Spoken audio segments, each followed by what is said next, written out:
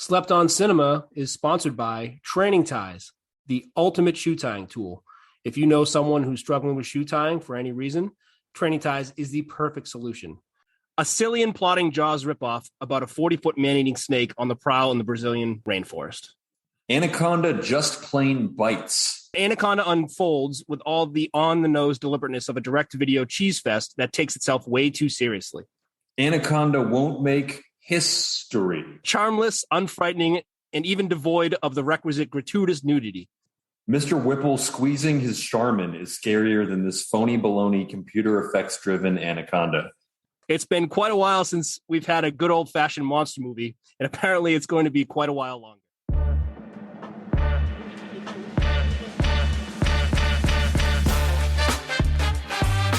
Welcome to Slept On Cinema. I am Stan Steamer. I'm here with my co-host, Grove Street, and we are talking about Anaconda this week. As always, our films have to be below 50% on Rotten Tomatoes for critics and audiences, and surprisingly, this is no exception. I thought this film was super fun to watch. I watched it probably at least 3 times in preparation for this.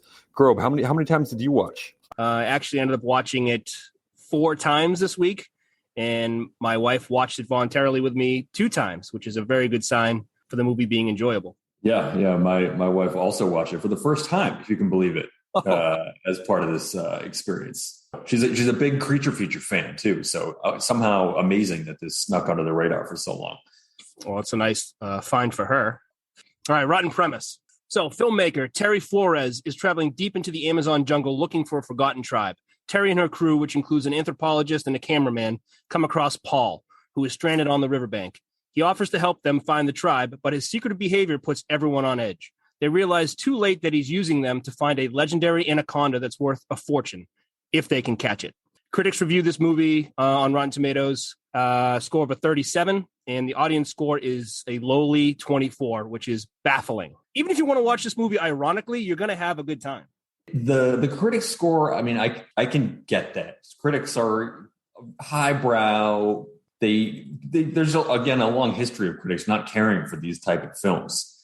The audience review, though, it makes no sense. The only thing I could possibly think is that people are embarrassed about how much they like this movie. It's such an obviously good movie, and everyone I've talked to about it loves it. So I think people are just a bunch of liars here. I agree. I think they are embarrassed. And they made a bunch of sequels, and they rarely do that for movies that people aren't watching. It also did quite well. It came out in April 1997, and it was the number 1 movie for 2 weeks in America. Wow. So that's really saying something for a creature feature. Not only that, it knocked off Liar Liar, which had been number 1 in the box office for 4 weeks. Peak Jim Carrey career, just knocks him right off. Came out the same weekend as Grosse Point Blank, beat that out. Interestingly, Eric Stoltz also had another 2 movies released on the same day. Keys to Tulsa. I haven't seen that one. I don't know if you're one of the 3 people that has. Nope, I haven't seen that. But after watching the movie, it does make sense how he was able to work on 2 movies at once while filming this movie, because he sort of disappears for a good amount of time. Apparently, Keys to Tulsa only made $53,000. So I didn't even know it was possible to make that little amount of money on a movie. But I think probably all the Stoltz fans were just going to see Anaconda. I get it.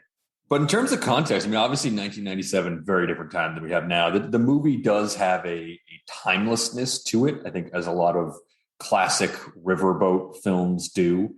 There's obviously injections of technology throughout, but this could take place in 1920. It could take place in the year 3000. It's probably not a whole lot of difference.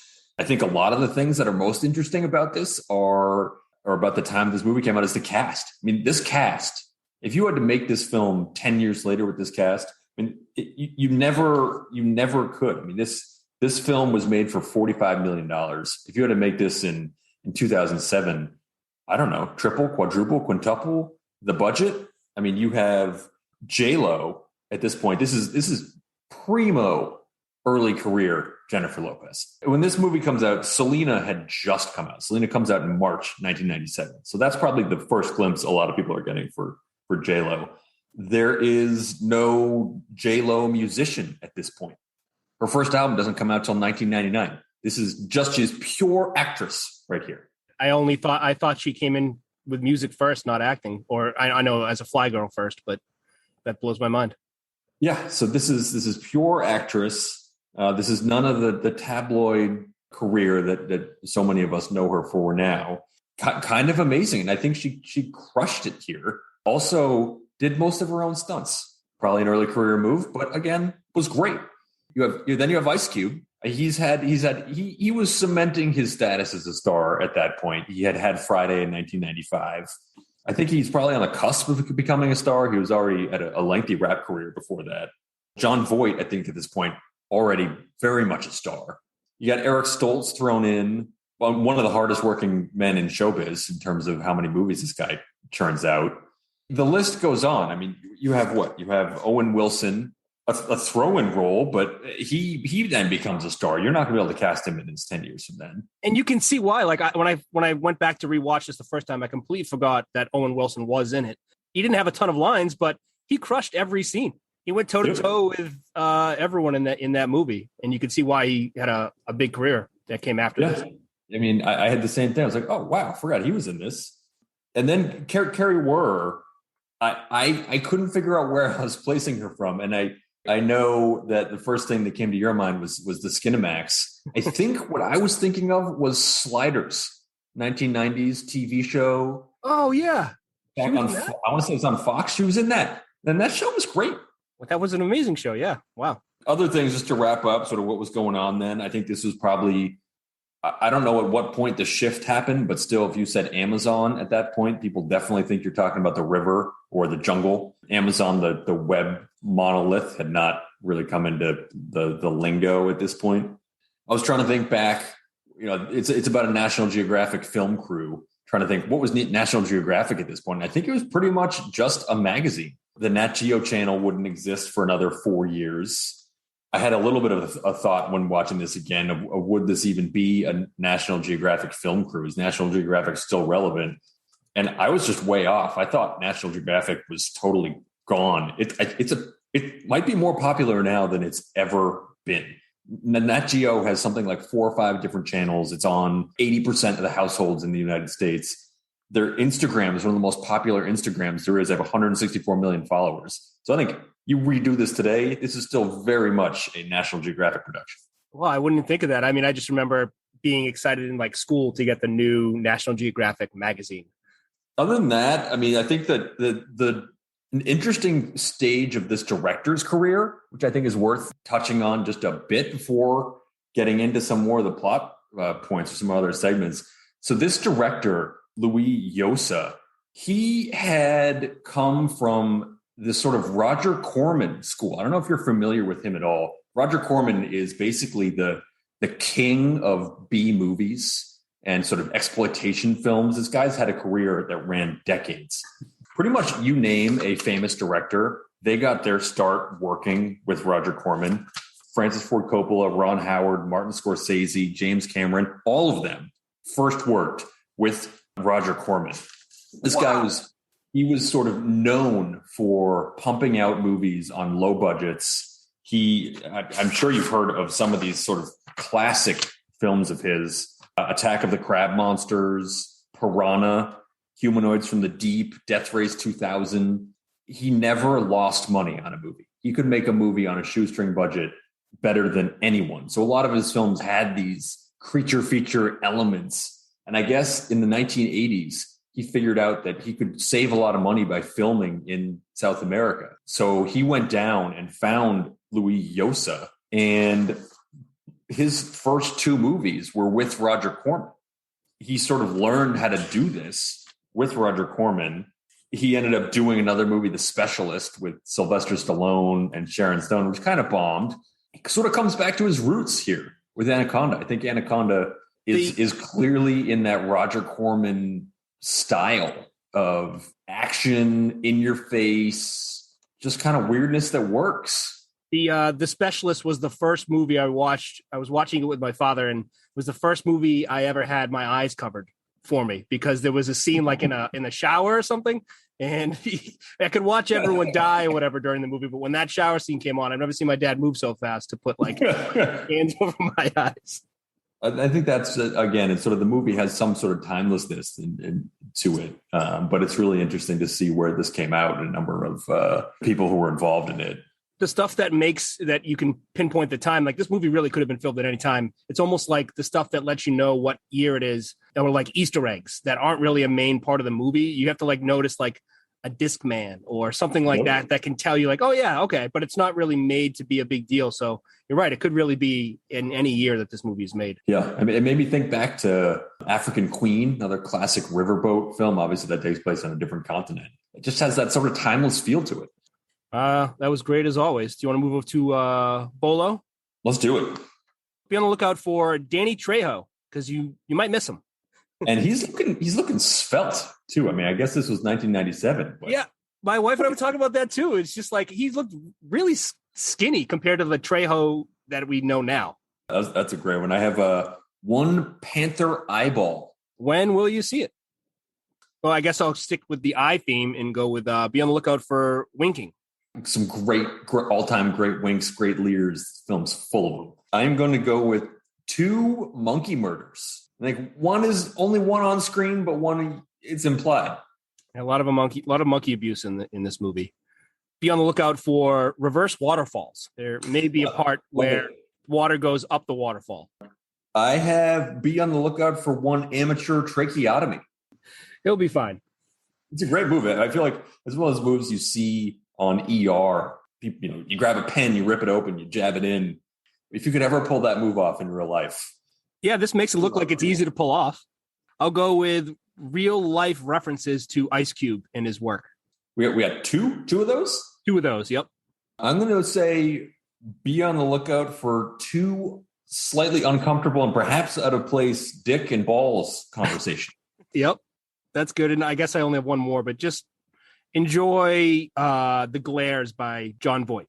Phenomenal. I don't know how you couldn't enjoy those. They're worth the price of admission, that alone. I'm going to go one last one. One surprisingly buoyant metal chest. Very, very surprising. All right, I'm excited for this next segment. Since you and I are big fans of good drinks and wine and cocktails, whiskey, Gibsons, what drink to pair with this movie? So when you're sitting down to watch this movie, what would be a good drink to have in hand when you're watching this movie? I'll let you go first. So this one brings me back to my days of being a college student living abroad in London, because I used to just crush these there, and I don't think I've had one since. The snake bite. I don't know if you've ever had a snake bite. What is that? So it is half beer, half hard cider. And then you got 2 jabs of blackberry brandy in it. So you get 2 like sort of blood spots in your drink. And this was a totally common, it was like, you're going to have a beer, you're going to have a cider, or you're going to have a snake bite. And I used to just crush these things at pubs when I was in London. I think a snake bite would go perfectly with this film. That is a great recommendation. I guess I'm taking, this is for Westridge, but I would drink this with an expensive wine. Westridge really does this trip up, right? It's almost like he thinks he's going somewhere else. Or maybe he isn't, and he knows what's in store. That's true. All right, so we'll end the first half here. Go enjoy the movie with whatever drink that you choose. The snake bite seems like a great choice. And go have some fun. All right, everybody. Double check your gear. Make sure it's all on board. I pray you didn't forget your bug spray. They have come to the world's most isolated jungle to explore the unknown Amazon. You ready? I think so. And conduct scientific research to prove the existence of a long-lost tribe. Now, they are the ones being watched, the ones being followed. Nobody move. The ones being hunted. There's something down there. That's right. No, I really mean it. I really mean it, too. But not by anything human. Anaconda. When you can't breathe, you can't scream.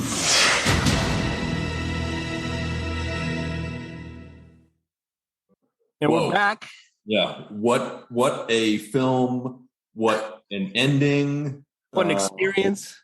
You really felt like you were along the ride on this movie, which I do love movies that have that experience of you're not just watching it, but I felt like we were part of the film here.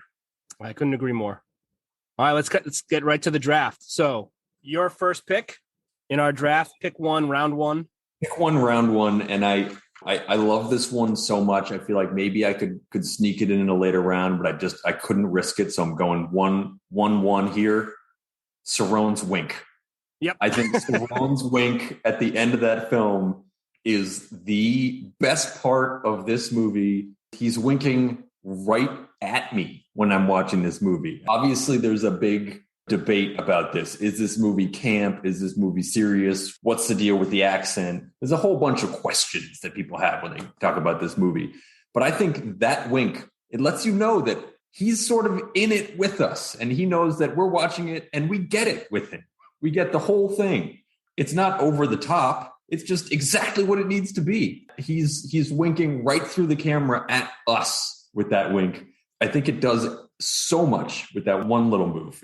I thought that was just a great touch. There aren't many more memorable scenes than that wink.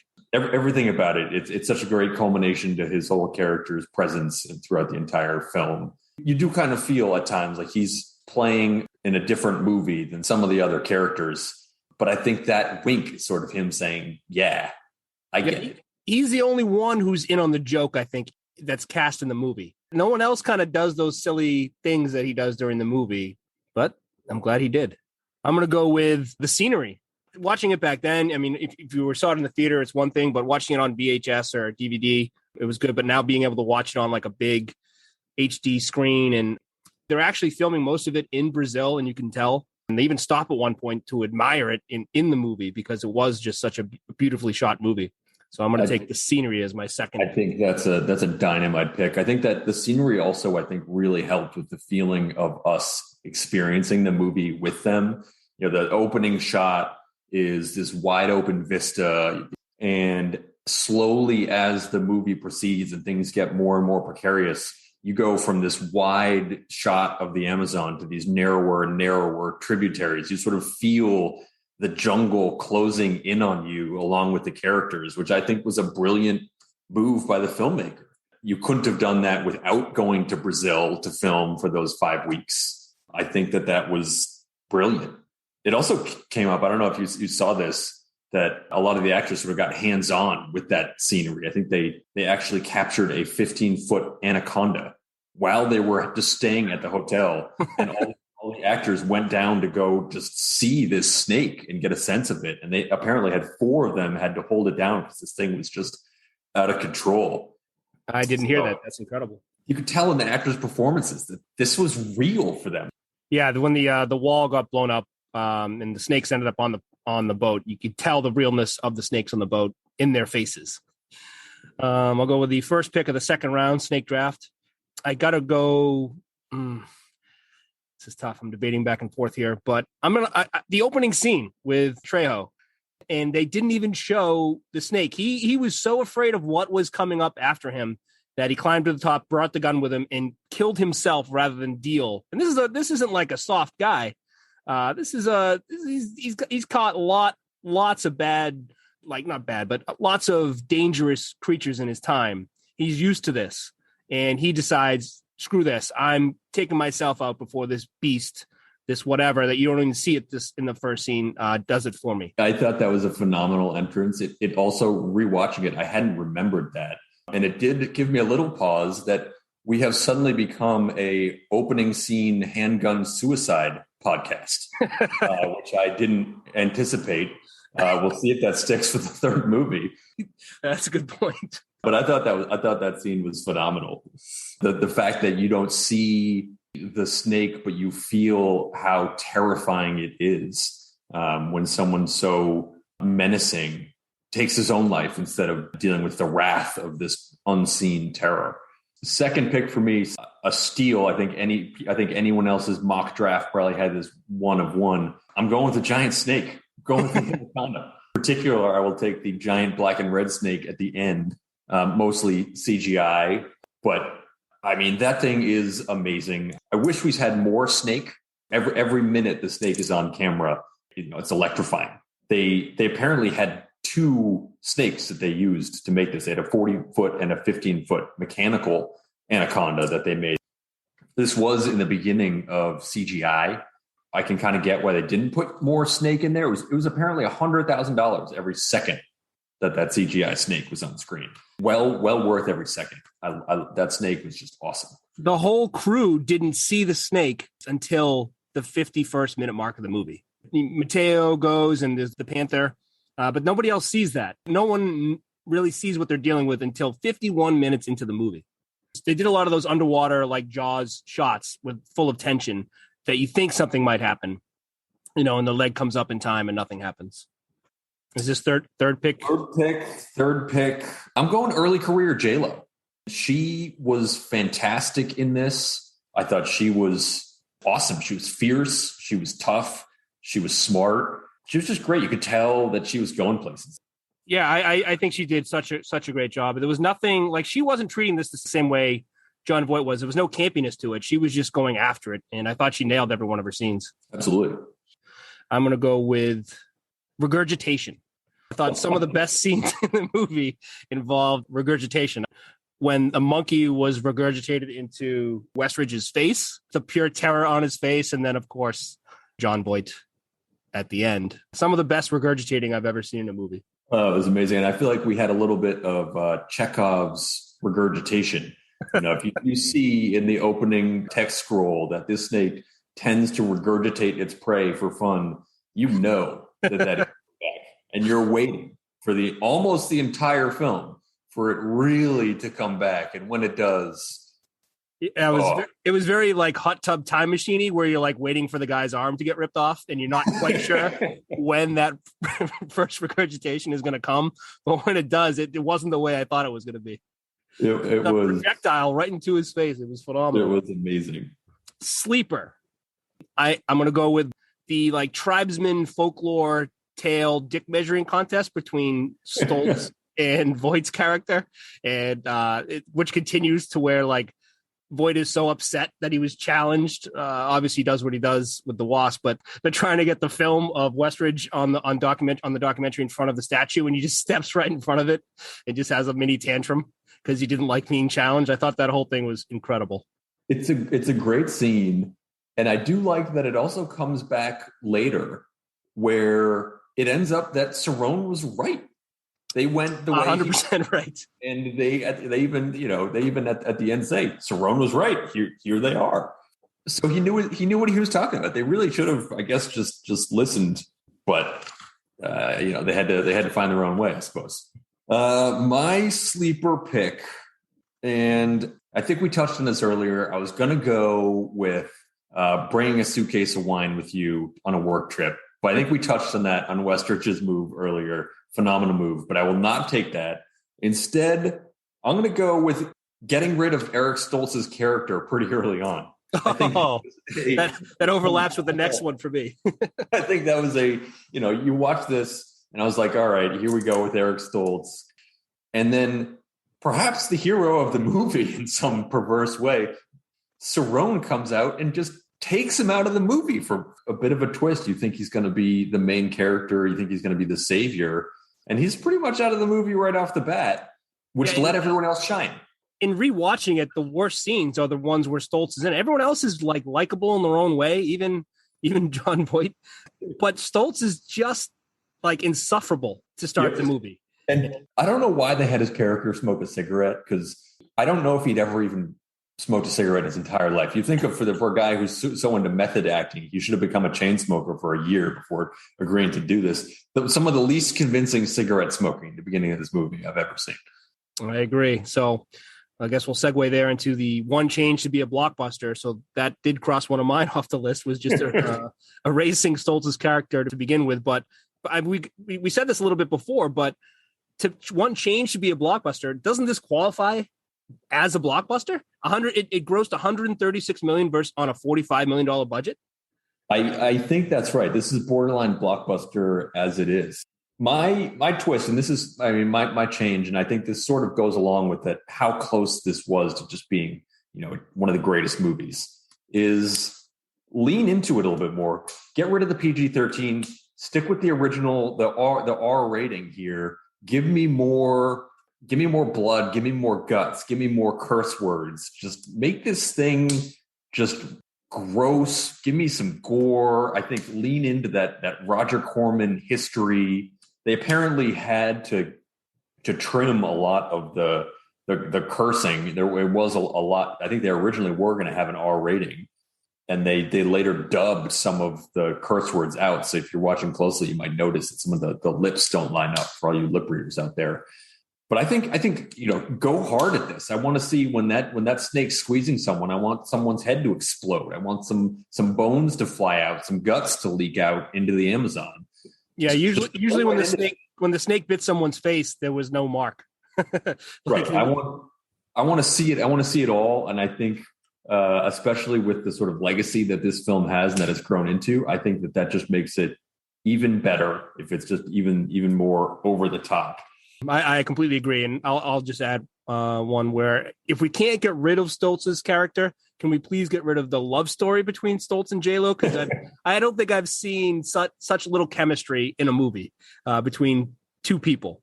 And then there was like a vague, like, I missed you moment, which makes you think that they had a history together. And I just think it was a whole waste of some scenes with those two having their love story. Yeah, it wasn't really necessary. And I totally agree. There definitely was a history. Ice Cube seemed to know about it when they first saw each other. Yeah, it was clear there was some sort of thing going on there. But again, Cerrone coming through. And I didn't totally pick up on this as much, until I watched it a few times, about him planting the wasp in the gear. And then he was very sly about, he volunteered to fix the propeller, knowing that Eric Stoltz's character would try to out macho him and do it himself and use that scuba gear. There's a lot of things I didn't pick up on until watching it a few more times. I think I didn't totally pick up on it, and I'm not even sure if this is the case, but Mateo seems to really be in on it from the jump, right? Like, is that? Yeah, well, he was in the picture that they showed in the beginning. It was Trejo, Mateo, and John Voight were in that newspaper clipping holding a giant snake. Yep. And then early on, Mateo says, no, let's not go this way. Let's go this other way, which leads them right to John Voight's shipwreck. And I think the first time I watched it, I hadn't appreciated how much they were set up from the jump. I think this was Mateo was leading them to Voight, which I hadn't picked up on when I first watched this. It took a couple rewatches to figure out the wasp thing, because I could have used like one scene where no one was watching and he put the wasp in the gear, because it was like, as you're watching it, you're like, what the heck's wrong with him? And you didn't see it crawl in there. It just, all of a sudden, Mateo pulls out the poisonous wasp and you're like, all right, fine. I guess that happened. But there was no way to tell Voight was in on it. Yeah, I agree. I think if you swap out some of the background love story and give a little bit more of the Mateo Cerrone mischievousness, they're two of the most electric characters in this movie. So I think more screen time for them, the better. Yep, I agree. Do you want to explain our next segment? So we are going to start off a best of series where each film we watch, we're going to pick a different best of. And to kick it off, I think it's an obvious one for this one. Best death, best kill. What's your favorite? I mean, it's an obvious one, but it's Cerrone. At the end where he gets killed and gets regurgitated, and the wink, the whole scene, and the jaw breaking and the bones breaking and his veins busting, all the stuff that he had talked about before, being held tighter than your true love. It all happened to him, and it happened in such a glorious way. It's hard not to pick the Cerrone death. That internal shot from the snake gut of him sliding down in there is amazing. I mean, if you're going to remember one scene, that might be it. I love that one. There's so many that are phenomenal. I toyed with picking Westridge's death just because they put so many things in that make you know that this guy's going to die. Bringing all the wine, playing golf on the boat, listening to opera music, threatening to hire someone to kill Ice Cube. Yes, totally. So you knew this guy was going to go. And it was one of those scenes that was sort of every time I saw him on screen, I'm just waiting for him to just get eaten or squished or whatever it is. So I almost went with that just because it was so satisfying when it finally happened, even though I love the character. I'm going with Gary's death. The actual death and kill wasn't so great. But when you see that underwater shot through the snakeskin and you see Gary's body with his face in this look of just horror frozen through the snake and the snake swimming underwater, I just thought that was just an amazing shot. I thought that was my favorite. They even had him like before they showed him inside the snake, and after he got kind of eaten, there was like a middle part where he like rolls over out of the water and he lets out a little like a little sigh to extend the death scene. That was incredible. They're all amazing. I had the Westridge one as second. I thought that was incredible. Jumping down the waterfall. You'd think he at least would get attacked on the bottom, but somehow that snake was quick enough to get him and wrap him up and, cause the tree to fall. But Westridge had that redeeming part where he did crack Cerrone in the back of the head with the asshole in one comment. Yeah, that scene was great because it seemed so predictable. And then Cerrone saw through it. And then there was one more layer. And again, I thought that was sort of the movie maker playing with us. Like we were Cerrone a little bit, like, oh, this is so predictable. How can I not see that? Oh, he does see it. But, oh, there's one more piece that he didn't see coming, and I didn't see it coming either. Yeah, and Westridge got his comeuppance a little bit and brought back down when he got slapped by Cerrone before that. So you thought that maybe he got brought back down to earth enough to not get killed. So there was a chance that he made it through. But no, he didn't. Spin-off ideas. I'll go first. I'd like to see the movie about what happens when Cerrone gets saved by the Shirashama tribe back in the day. What was the adventure then that required him to be saved by this people of the mist? It must have been a crazy story. It's an interesting one. This is a point that I've been trying to understand when I've rewatched the film, and I can't tell. When Cerrone says, blank saved my life, are they talking about the Shirashama or are they talking about the people on the boat? And I can't tell after watching it 3 times. Oh, maybe I messed up too, but I thought it was the Shirashama. I can't tell. It could be the Shirashama saved my life, or it could have been you guys saved my life. I will help you find the Shirashama. And I can't tell. Mystery of the movie. That would be a great one. And it's right in line with what I had, which is just Cerrone's backstory in general. I think you could have a pretty epic biopic. He was a failed priest first, and you could have some sort of backstory there. I'd like to know what happened on the trip with him, Mateo, and Danny Trejo's character. Clearly, I mean, we're both in the same, coming from the same place here. With Cerrone is just an electric character, and we need to see more about what made Cerrone. I mean, that's just obvious.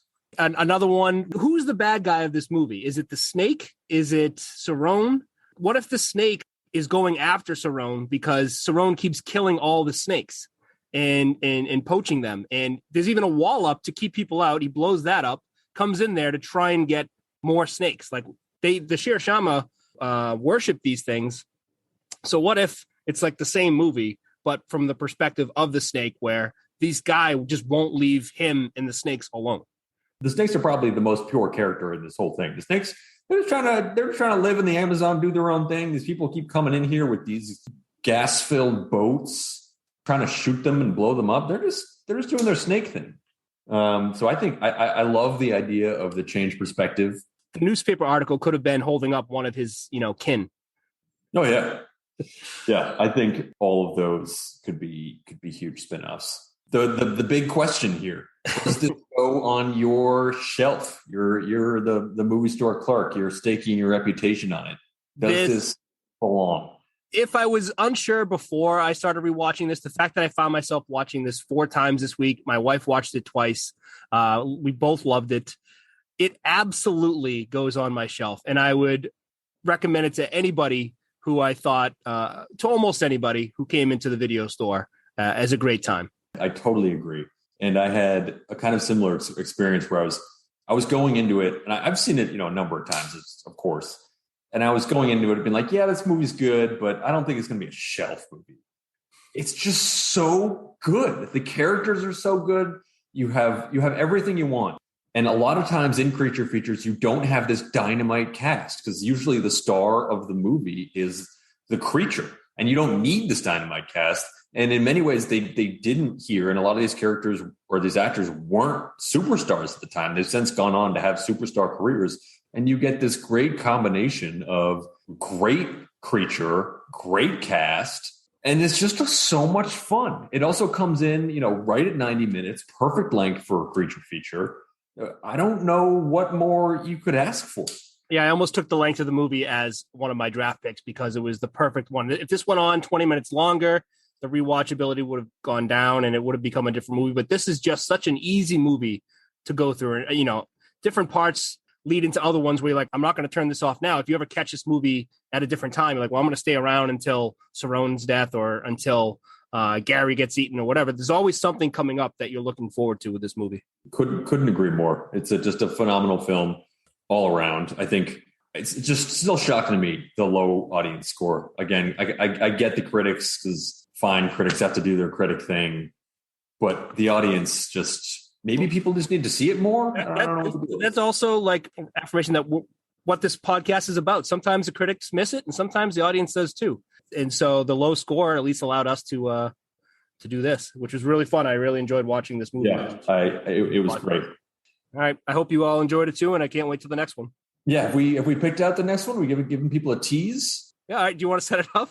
All right. Well, get your biceps ready. We are in for Over the Top. I cannot wait. I haven't watched this movie since it was on TV 38 back in the day in the New England area, so I can't wait to give it a rewatch. This was a Saturday afternoon staple on WSBK for years.